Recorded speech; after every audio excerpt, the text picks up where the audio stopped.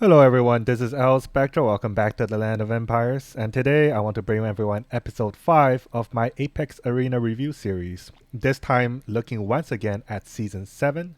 And I'm excited to kind of dive into the changes to the Battle Arena rules, where before the defenders win if they had any amount of troops remaining.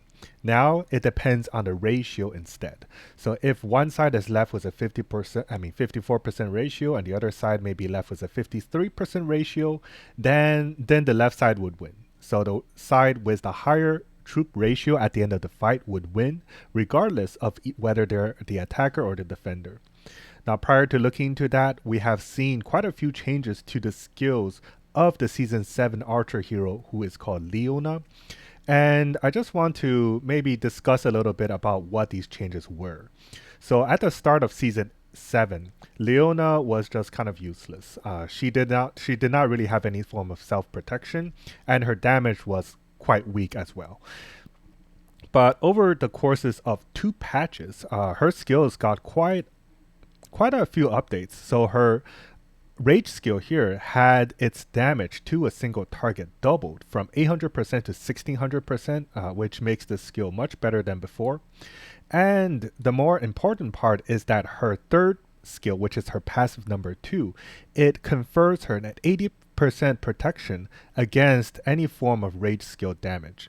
And I suspect rage skill is just worded here as rage skill, but it actually refers to any type of incoming damage. So that includes rage skill damage, sub skill damage. So for example, this kind of damage can be classified as a sub skill damage. So any kind of skill damage that is not a rage skill. And that is much better than before, because before all this skill gave her was a 10% charge value, which is quite good. But because she doesn't have any form of self protection, she just kind of died regardless of what you were facing against. As long as you were facing one of the season 6 to season 7 combinations, she just didn't see much use in the past. However, now she got a very good self-protection skill, 80%. It is respectable in the context of season 7. So she is going to see much more use as a supporting damage dealer in one of the teams. So she could be used in a main team, although from what I've seen, she is better used in a sub team. So whether it's team 2 or team 3. But we will see what these people are running, and I really look forward to seeing how the combats turn out now that the rules have changed and now that Leona has been updated a few times. So in Warzone 7, we have Joe Zero versus Carr. Interestingly enough, server 10 and server 6, well, basically the first 10 servers, I believe, they have undergone quite a few merges and now they are playing in the same arena brackets. So I would say that this bracket is probably the hardest bracket out there. Right. So Joe Zero is running a full season 7 in his first team, and his second team he is running season 6 with Kellerman and season 6 once again with Frost. So he already has max Titanos, the season 7 Titanos. I haven't seen how good this Titanos is yet, but I don't think it is really that impactful. But let's take a look at this first fight here. We have Carr, who is running the 7-7-6 setup. And this setup is, I mean, it would have been good had he used the, okay, so this is a very weird setup. He should have been running the season 6 Arma on Lisbeth, and that would be your standard, probably strongest season 7 combination. So it's still 776. And when I say 776, I am referring to the season 7 infantry, the season 7 alpha cavalry, and season 6 Arma variation of Lisbeth. So the numbers just indicate the season skills. The actual Arma variation could be anything. Okay, anyways. So, right. Yeah, Lisbeth isn't really doing much of anything here. And he's running 1000 of Lisbeth. So I think this is a mistake. But, I mean, you have ample time to prepare for Apex Arena setup. So I'm not really sure what Carr was doing here. But it doesn't look like he was taking this fight very seriously. So we'll just move on to the next fight. which is between young OG and this guy who is running some weird shit again. So let's just move on to Warzone 2. Nothing to see here. Warzone 3 maybe. We have Batty versus Bo.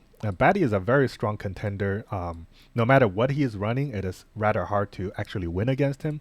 But let's just take a look at what he is running. So he is running pretty much the same as young OG with the exception, same as Joe Zero with the exception of running Michael instead of the Cattleman with Frost Armor. So I think Michael is not too bad. Overall, I think he is a tier below running Kellerman with the Frost Armor, especially now that we are not relying on we are not so much relying on timeouts, rather actually having the higher ratio at the end of the fight.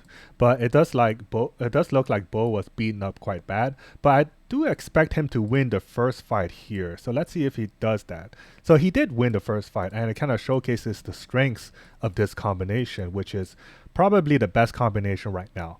I think the idea is to not run too many not run too many cavalry and archer, but not run as few as he did here. So personally, if I was Bo, I would run a 1-to-2 cavalry to archer ratio.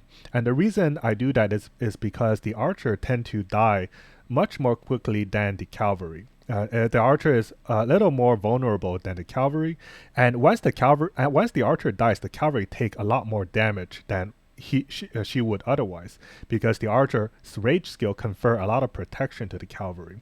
So I run a 1-2 ratio cavalry and archer, about 15,000 to 30,000. Now the tricky part is that if you run too many cavalry and archer, your enemy team can run a mirror team against you, running fewer cavalry and archer and end up with a higher ratio.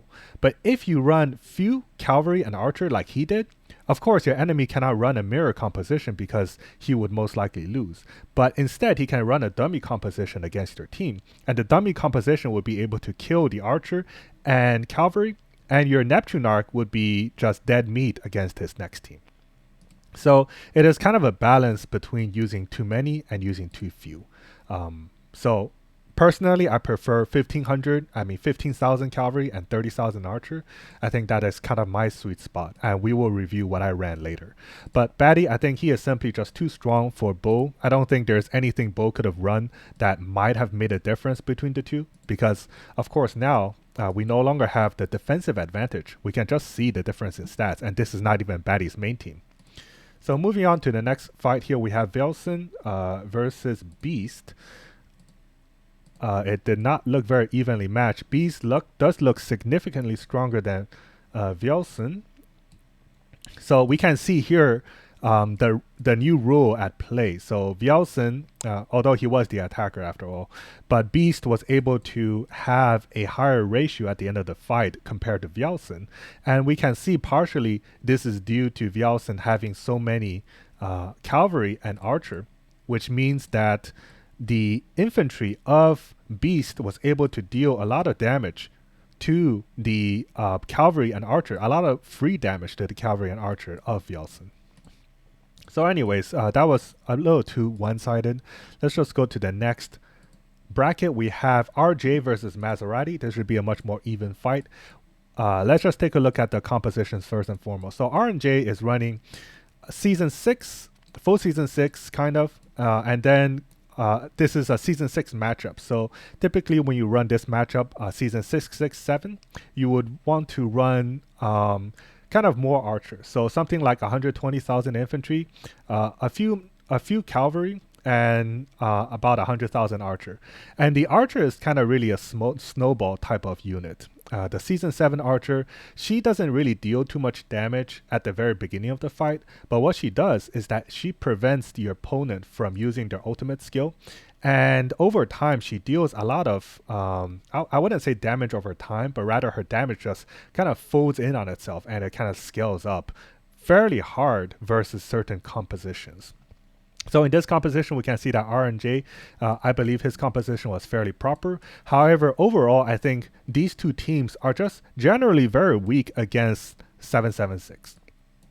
So if Maserati ran 776 was a fairly respectable number of cavalry and archer, then RJ would definitely be in trouble. So if Maserati, for example, ran maybe 30,000 cavalry and 45,000 archer, then I think RJ's first two teams would be completely toast. And then he would be facing, using his third team to face against Maserati's first team, whom all three members are probably still alive. So let's see what the outcome was. So Maserati didn't really run 776 in his first team either. So now we have a clash of the new archer. Let me just check the composition here. So the new archer didn't really get to shine because the number is just so low. Once again, this archer relies on having sufficient number of units to survive and eventually deal damage. So if you just run 15,000, then it would be equivalent to not running the archer at all. So we can see here, we have Frost to the left, performing much better than Frost on the right. And maybe we could get an indication of why that is the case. So Quinn, okay. Well, we know why this is the case because RJ ran way too many cavalry for whatever reason. I don't think this is really the play because cavalry, before the tactic was to kind of try to overwhelm the opponent's infantry if the opponent is the defender. But no longer do we have that rule. Right now, the rule is based on the ratio of troops remaining. So if you are using a lot of cavalry, then what happens is that your opponent's infantry can wipe out your cavalry and still have a lot left alive at the end. So it is really no longer a very good idea to run high cavalry count unless you know that your cavalry can somehow kill the infantry. And of course, we have Leona here, who is quite effective at suppressing or preventing the cavalry from really shining at the beginning of the fight. So interestingly, we have Frost here solo tanking his second team. And wait, I'm sure he ran a high quantity of Leona. Did I look incorrectly? Oh, maybe that was cavalry. So I think I confused here. Cavalry was archer. I think Land of Empire should really distinguish the cavalry and archer helmets a little bit more because they look exactly like each other. Like the infantry, we can recognize the infantry at first glance. He has this like horn-shaped helmet, but the cavalry and archer, it's like deer and crown. I don't know which is which. But apparently, yeah, he ran mostly cavalry, which is completely useless. Like, why are you even using Leona if you are not going to use any archer? So, yeah, I think both sides kind of made that mistake. But, yeah, at the end of the day, Maserati won out of stats prowess, I guess. Yeah. Yeah, RJ really shouldn't have lost the archer here. So let's see. So the first fight was free for him, and the second fight, maybe he just ran too few archers. Like 3,000, come on. Like, what is the point of 3,000? 100,000 cavalry, you're just asking to kind of die. So I guess I can show kind of like what composition I'm running. I think this is, I don't know if it is the best composition, but it is definitely more proper than kind of what they are running. So the theory behind the first team here, so we have 776, and right now there isn't really any obvious counters against 776. Although Leona has shown to perform well against certain compositions, two compositions where she hasn't shown to really be able to overcome the difference is 776 and 676. So against 776 and 676, Leona does not seem to be able to really perform. So anyways, so my composition, as I mentioned earlier, we can see I run 30,000 archer and 15,000 cavalry and the rest into infantry. And really the idea behind that, it is kind of a balance between preventing your enemy from killing your first team with just a dummy team. So a dummy team can either be team 2 or team 3. I think I'll just call them sub teams from now on. So it prevents it makes it hard, at least. It makes it hard for your enemy to be able to kill the archer or cavalry with one of their sub teams. And I think this is also like a reason to actually strengthen, at least defensive wise, strengthen the defense of your cavalry and archer so that they are harder to kill despite you running fewer troops between them, because you want to run as few troops as possible but still enough that they won't be killed.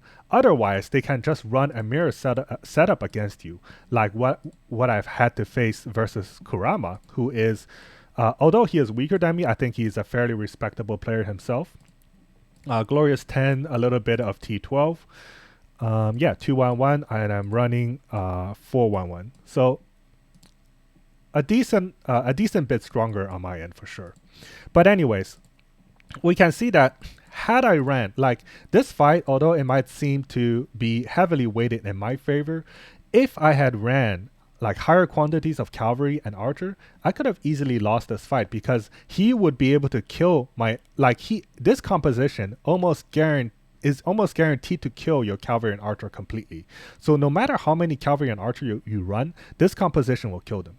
And if you run too many, that is going to affect your ratio. And that is going to result in a loss for you against your opponent who is running that mirror setup, which could be 776, which is the exact mirror, or 676. Like even 676 can deal heavy damage to this composition if you are running heavy cavalry and archer. Let me just retreat my team because it appears that I am getting attacked. Okay. Anyways, we are actually fighting against BBB right now, and it is quite intense. But this is not the focus of this video, so we will just go back into the arena. And let's see what YKBK actually ran. So YKBK versus Hawk. We can see in the first composition, the first clash, it is once again the mirror setup 776. And the ratio is actually quite close here. So let's take a look at what Hawk ran. So I think Hawk, okay. Yeah, Hawk definitely could have won this. Like if he ran fewer cavalry, he probably could have won this. Like this archer is not ideal, 6,200. I think YKBK may have been able to take advantage of that by using a sub team to completely just kill the archer and cavalry. I think a sub team is completely capable of killing the archer and cavalry here, and then he would have free reign over Hawk over the next two fights. But he won regardless, and that is probably because the number of cavalry and archer were similar between YKBK and Hawk, and YKBK simply had slightly stronger infantry than Hawk, and that is why he ended up winning in the end. So yeah, I think a lost opportunity for Hawk. Hope he can learn from this mistake. But I think against YKBK, it is never easy. If he sees a vulnerability in your composition, then he will definitely change his composition to be able to counter yours. So Warzone number 6, it doesn't look like there's much happening. Warzone number 7, we have Coffin Dancers versus Android. Android is quite strong, I would say. So let's see. Well, before we take a look at what the lineups are, what the result is, we could look at what they are actually running. So we have Season 66 and 666, and so this is once again Joe Zero's composition. And the team number 3, it does look like we have a decent amount of archer, fair amount of cavalry, and rest into infantry. So this is kind of like a balanced setup, although I really don't think it is that strong in the context of Season 7, because yeah, I just don't think this team does very well versus 776 or 676. So anyways, let's see what Andrew run. So in his first team, he ran, I think this is kind of garbage, to be honest. Yeah, he's not really using the archer to his advantage in this composition. Like 20,000 archer is not really doing anything, and 30,000 cavalry, like you might as well just run one cavalry at that rate.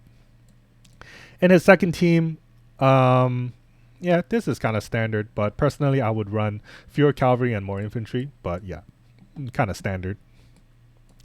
And his third team, so this is 776, which is quite good. So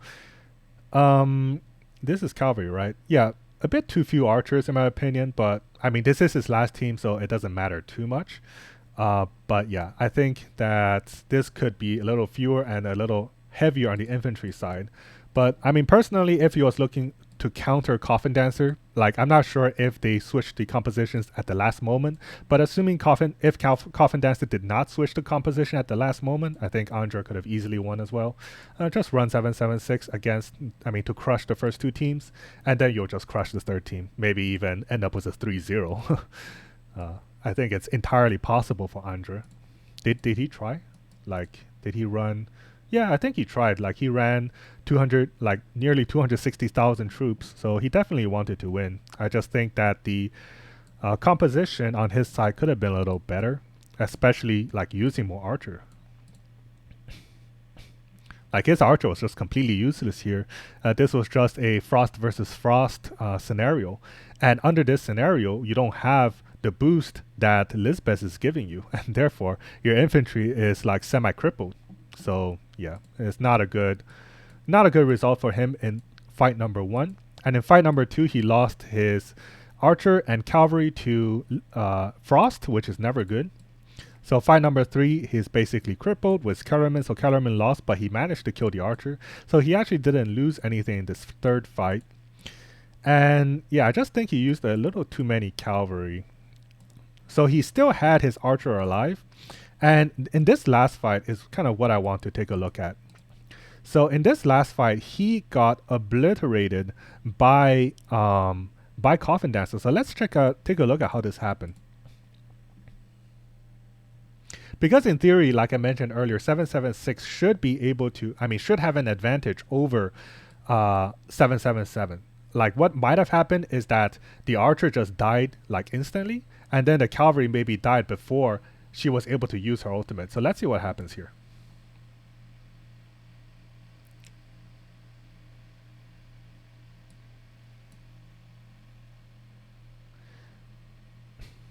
Oh wow, I am lagging seriously. Okay, so the archer died. We can see that the cavalry actually did use the ultimate.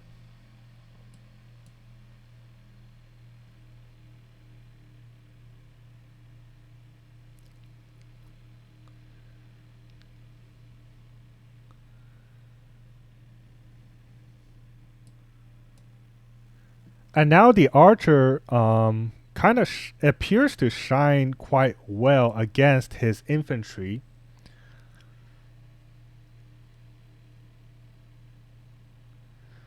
So now I'm kind of wondering, was this because his archer died too quickly?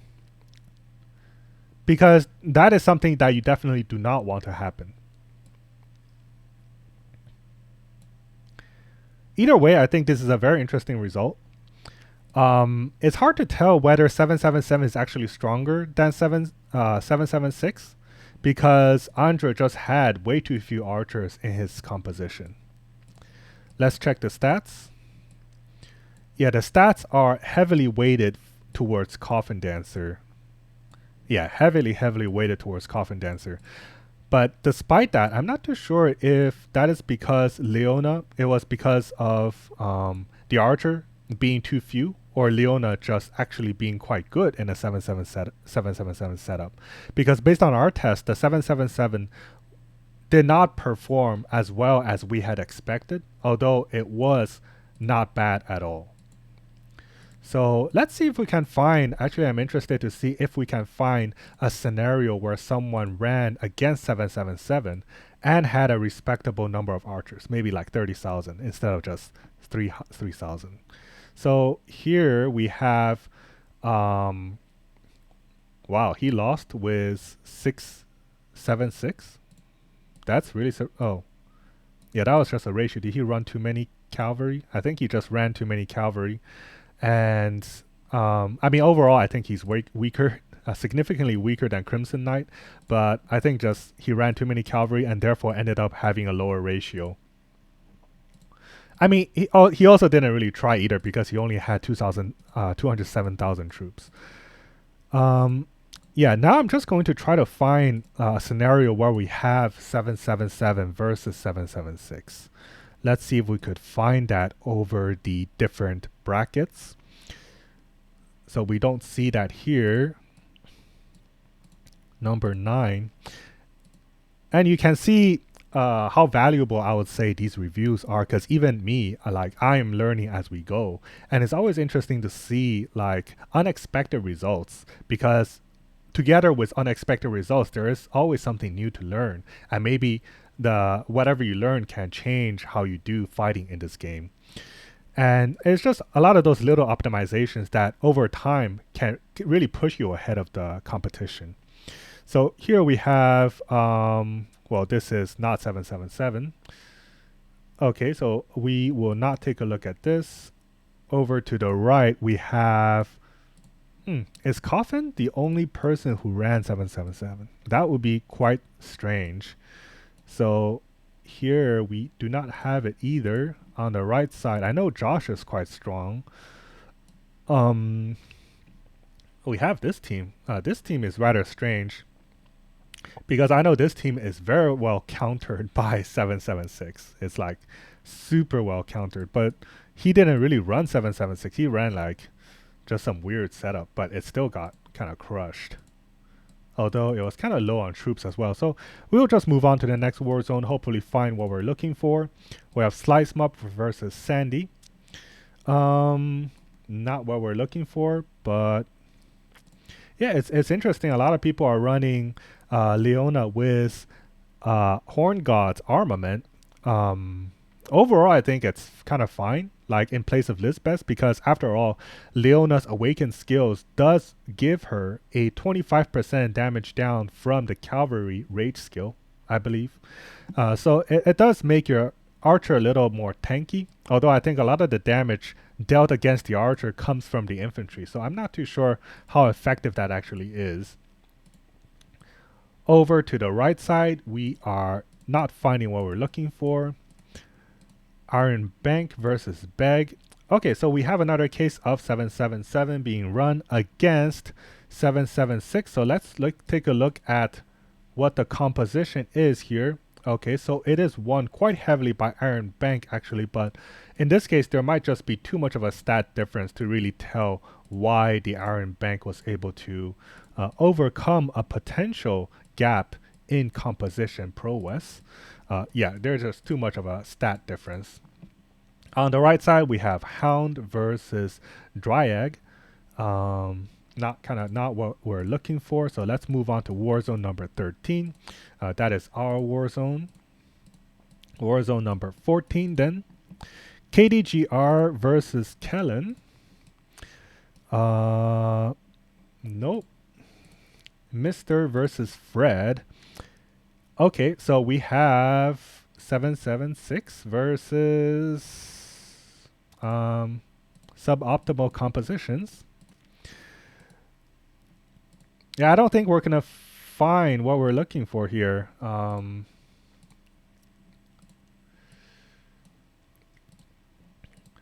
think the change was just so recent that people are not really willing to run the risk of using a newer composition setup as opposed to what we're already familiar with, which is the 776 or 676. So here we have Catzilla, but now we know once we hit Catzilla, we have hit season 6. So we are no longer in season 7.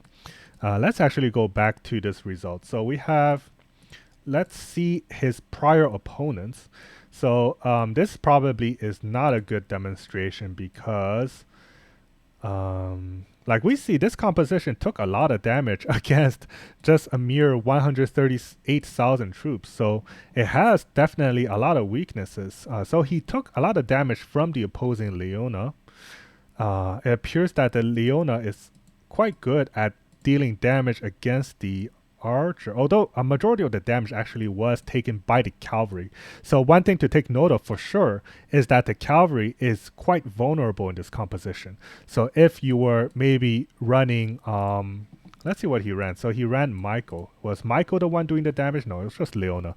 So maybe Kellerman or Leona, season 6 Arma, so that's Frost, or Leona appears to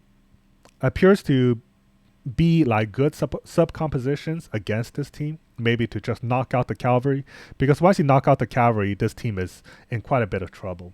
Whereas the 7-6 composition is very effective at actually protecting the cavalry from getting knocked out. Let's see his previous fight here. We do not have...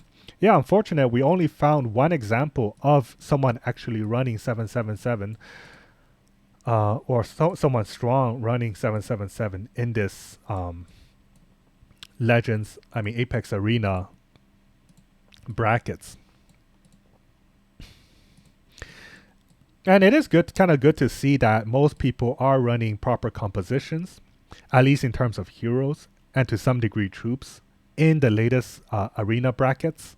So the latest arena brackets include probably all servers currently in Season 7. But yeah, the change to the arena rule kind of also shook a lot of things up. Now you have to actually pay attention to the number of cavalry and archer that you're using. And it also, very importantly, gives us a reason to make our cavalry and archer more tanky. And I think overall, the recent balance changes have been good because it gives value to Leona. Leona, as we saw, she could be used in that 777 setup, but she could also be used in a lot of sub teams to really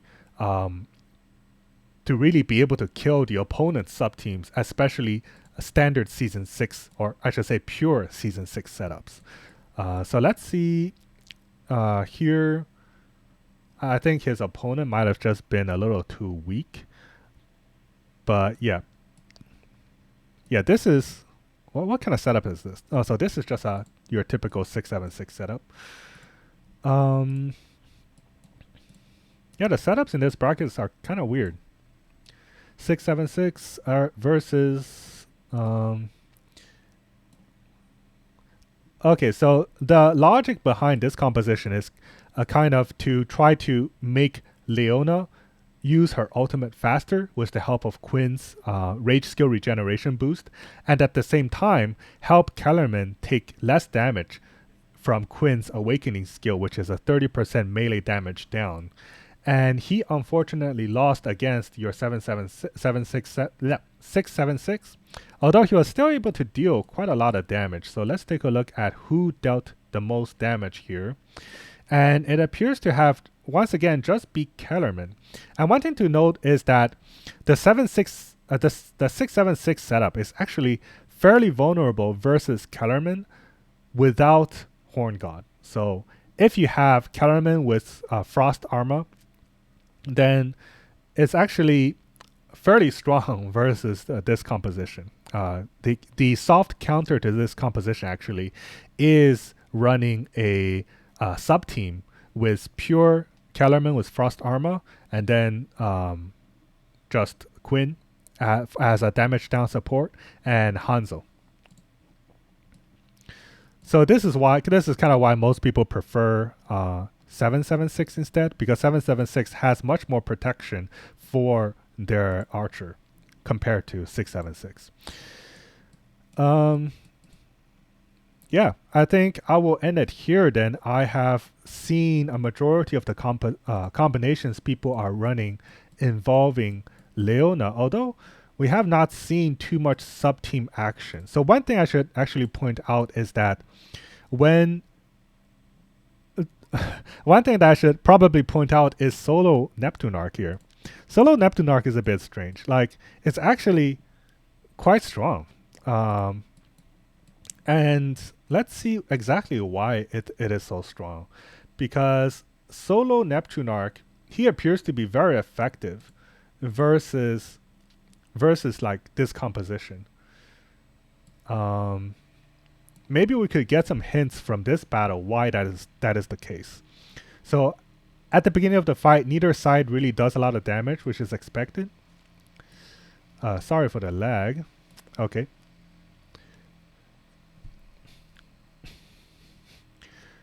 And after 15 seconds is where Neptune Arc, well, the damage will start ramping up. And it looks like Neptune Arc is doing a lot of damage.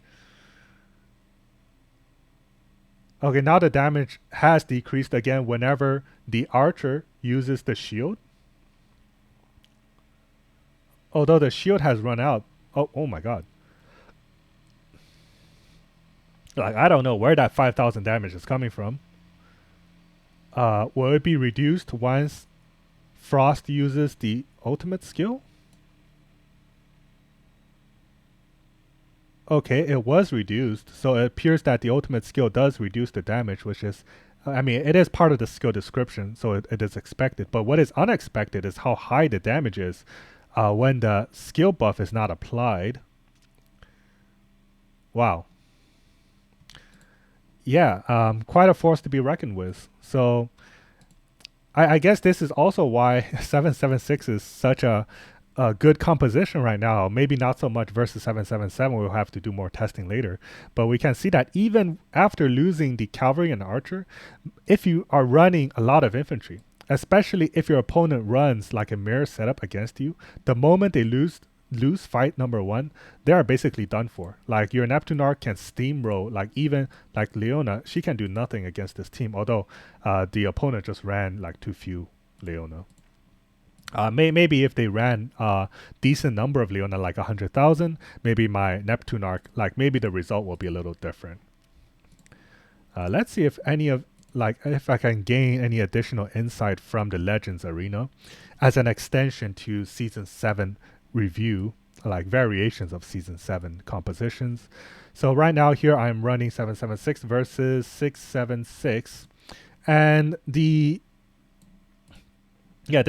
composition actually punches through the opposing composition quite well. Although we can see that, I know I ran few archer and cavalry, but even if I ran greater quantities of archer and cavalry, I'd still probably lose them and also risk losing due to a lower ratio at the end of the fight. Like if Hawk was similarly strong as I was, then it would be quite dangerous if I ran more cavalry and archer. So in the next fight, we can see a similar pattern. Although Hawk didn't run many archers, so we are not able to see her perform. Let's see if a different opponent can show us something different. So I think JF. Oh, come on! Like everyone is running something so strange. Like you are using Leona, but only 4,000. Like what is the point? Like you are using Morgan to support Leona, but you're using 4,000 for Leona. Like just look at what I'm running, for example. Like I'm running 100,000 Leona. Just copy that. Copy that. At least we'll be able to see what happens, rather than having these vague outcomes. So he ran 10,000 Leona once again. Absolutely useless. We are now not able to learn anything from this fight. And this fight is a battle of ratios. Let's take a look at the initial starting points. I wasn't too worried because this was my first team, and I was guaranteed to kill at least the archer and cavalry, and I was comfortable enough so that even if I lost this fight, I was pretty sure my next two teams would be able to kill him. Yeah, I'm trying to find someone who ran maybe more.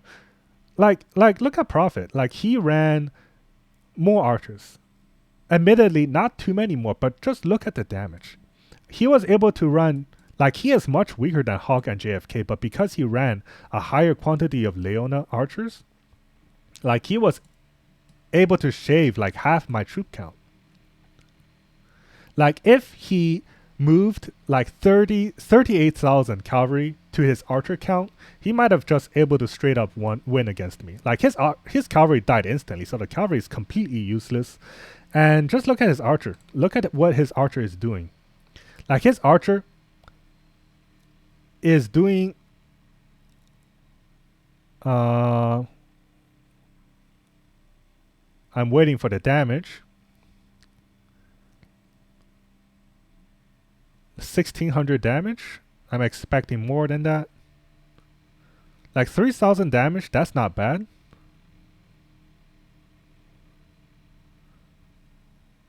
Like you can see that the archer is suppressing my infantry from using his ultimate. And he is actually surviving for much longer than I would expect. And while doing so, dealing respectable amount of damage to my infantry. Just look at that. That was like 15,000 damage.